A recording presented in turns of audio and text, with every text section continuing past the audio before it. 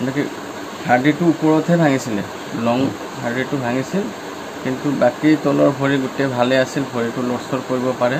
Operation কৰাৰ পিছৰ পৰা মানে কি ভৰিটো আৰু হিলাবই নোৱাৰা হ'ল, একদম লৰচৰ কৰিব নোৱাৰা হ'ল। লৰচৰ কৰিব নোৱাৰাৰ কাৰণে মানে কি সিহঁতে দুদিন পিছে ডেইলি আহি পেলাই সিহঁতে লৰোৱা যে হিলিব, সেনেকৈ কৈ থাকে সিহঁতে। তাৰপিছত তাইও চেষ্টা কৰে হিলাবৰ কাৰণে, হিলাব নোৱাৰে। তাৰপিছত সেনেকৈ সিহঁতে মানে কি ৰাখি আছে। তাৰপিছত লাহেকৈ দেখা পায় যে তলফালেদি ৰঙা হৈ একদম মানে কি ভৰিত যিটো মানে আঁঠুৰ তলত মানে ৰঙা হৈ চামৰাটো উঠি গৈছে। উঠি যোৱাৰ পিছত মানে কি সিহঁতে তাতো মানে কি ড্ৰেছিং কৰিব ধৰিলে, কিবা কৰিব ধৰিলে। তাৰপিছত সিহঁতে মানে কি কৰিলে, সিহঁতে ক'লে যে এইটো নাৰ্ভৰ অলপ প্ৰব্লেম হৈছিল, সেইটোৰ কাৰণে এনেকুৱা হৈছে।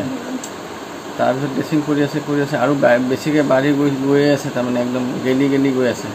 তাৰপিছত সিহঁতে গেলি যোৱাৰ পিছত সিহঁতে তাৰমানে কি CTVHত পঠালে।